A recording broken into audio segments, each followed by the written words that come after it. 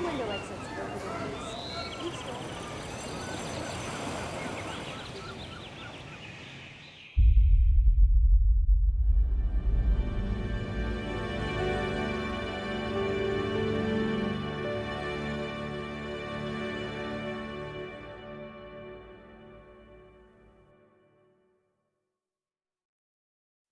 Your eyes sometimes have a funny way of playing tricks on you.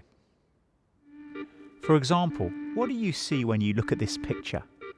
There are actually two women here, an old woman and a young woman. Not everyone can see both. If you can't see them, try looking at the old woman's chin here, or the young woman's chin here. If you still can't see them, they are there. Trust me, I'm a Christian. But I wonder what you've seen as you've looked at the picture of Jesus in Mark's Gospel. Because in a similar way as we look at Jesus, there are two aspects to his identity, two faces to be seen at the same time. There's the human face of Jesus, but there's also the divine face of Christ. And not everyone can see both. Some of us, just like the disciples, can stare at the face of Jesus for years, and all we can see is the man. Like the disciples in Mark's Gospel, it's possible to spend lots of time in Jesus' company and yet be totally blind to the divine face of Christ. Well, what did the disciples see when they looked at him? They saw an apparently uneducated man who taught as no one had ever taught. They saw a man who cured incurable diseases, a man who could control nature with a word, a man who took the hand of a corpse and raised it to life, a man who demonstrated authority to forgive sin. They saw him do all these things. They asked themselves in Mark chapter 4, who is this? And yet incredibly, they're still blind to the answer Jesus has been giving them all along.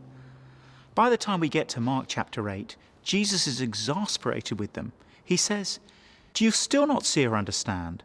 Are your hearts hardened? Do you have eyes but fail to see and ears but fail to hear? If being a first-hand witness of all these staggering events is not enough to make them see who Jesus is, then what hope is there? Who can possibly cure that kind of blindness? And then, as if to answer that question, Jesus gives a blind man his sight. But this healing is unique. It's the only one that happens gradually. They came to Bethsaida, and some people brought a blind man and begged Jesus to touch him. He took the blind man by the hand and led him outside the village. When he had spit on the man's eyes and put his hands on him, Jesus asked, do you see anything? He looked up and said, I see people. They look like trees walking around. Once more Jesus put his hands on the man's eyes.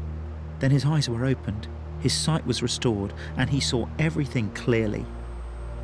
First, Jesus touches the blind man, and he begins to see, but only partially. Then Jesus touches him again, and this time the man sees everything clearly. Just like the optical illusion, it's a reminder that sometimes, even when we think we can see, actually we can only see part of the picture. And now we reach a turning point in Mark's Gospel. Will the disciples finally be able to see who Jesus is? Jesus and his disciples went on to the villages around Caesarea Philippi. On the way he asked them, who do people say I am? They replied, some say John the Baptist, others say Elijah, and still others, one of the prophets. But what about you, he asked. Who do you say I am? Jesus suddenly asked them a very personal question here, and this is where it gets very personal for us too. Can we only see the human face of Jesus, or can we also see the divine face of Christ? Who do we say Jesus is? Teacher? Healer? Miracle worker? Peter answered, you are the Christ. Finally, Peter sees it. Or does he? Jesus warned them not to tell anyone about him. You see, Jesus knows the disciples' blindness is only partly cured. Although they can see who he is, they don't yet see why he's come or what it means to follow him. That's why Jesus immediately begins to teach them more about himself. It's as if he's starting to correct their partial vision. He then began to teach them that the Son of Man must suffer many things and be rejected by the elders, chief priests, and teachers of the law, and that he must be killed and after 3 days rise again. That's why Jesus came. He came to die and rise again. In fact, Jesus himself says he must die. He knows it's the only way sinful people like you and me can be brought back into a relationship with our loving Creator. And now we reach the next turning point in Mark's Gospel. Peter has understood who Jesus is, but will he understand why Jesus came? Peter took him aside and began to rebuke him. Again, it gets very personal for us. Can we see not only who Jesus is, but why Jesus came? Do we understand how serious our sin is and how badly we need rescue? Or like Peter, does the idea of Jesus' death fill us only with horror and disgust? If we're like Peter, Jesus has some very strong words for us at this point. When Jesus turned and looked at his disciples, he rebuked Peter.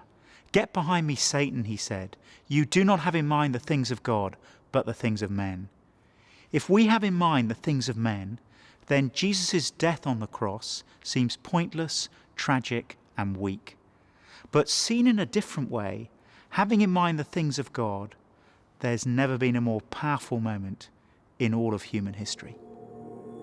Although we don't deserve anything apart from his condemnation, and although he did not need to rescue any of us, yet in his amazing love, Jesus humbled himself by coming to earth, becoming a man, and suffering and dying for the very people who had been rebelling against him all their lives.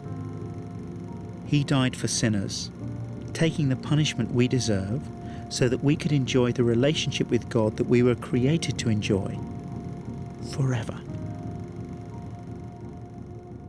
But there is one more thing the disciples need to understand before they can see everything clearly, because it's not enough to see who Jesus is. It's not even enough to see why he came. Just like the disciples, we also need to see what it means to follow him.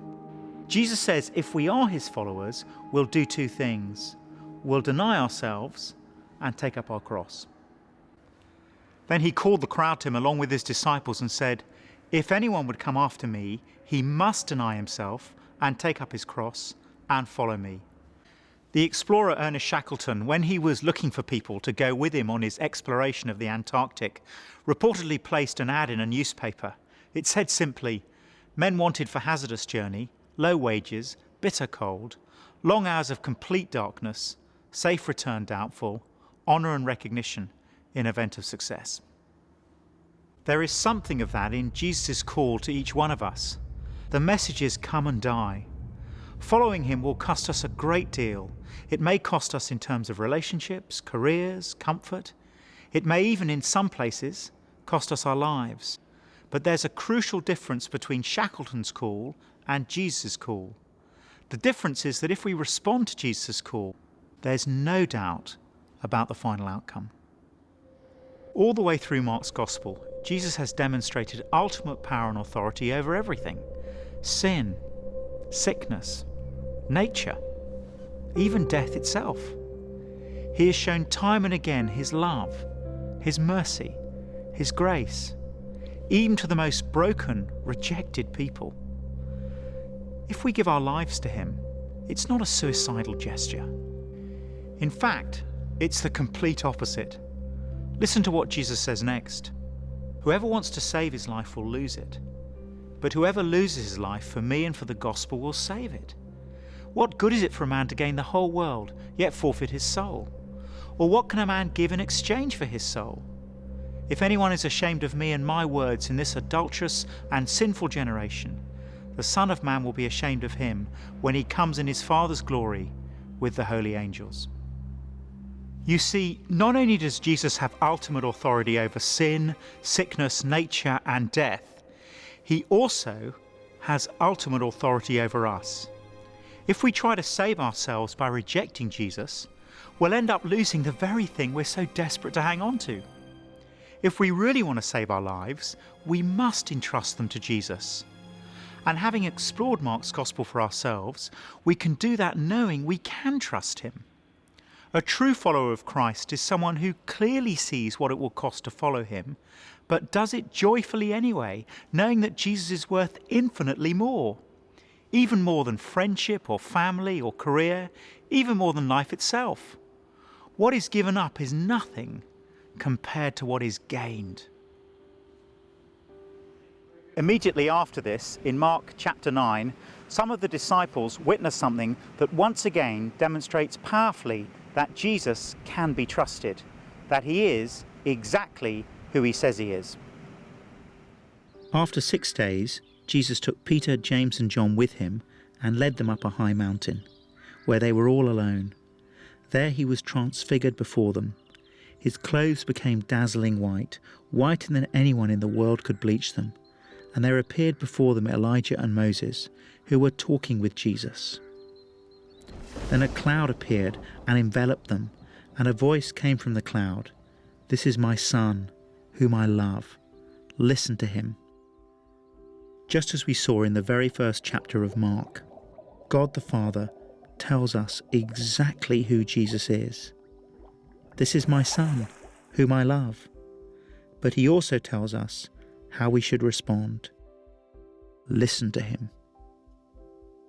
So as our journey through Mark's Gospel comes to an end, we're left with 3 questions. What do you see when you look at Jesus? Is he just a good man, or is he the Christ, the Son of God? What do you see when you look at his death? Was it just a tragic waste of a young life, or is it a rescue, a ransom for many? And finally, what do you see as you consider Jesus' call? Is it a call to come and die, or can you see that because of his death and resurrection, he's calling you to come and die and live?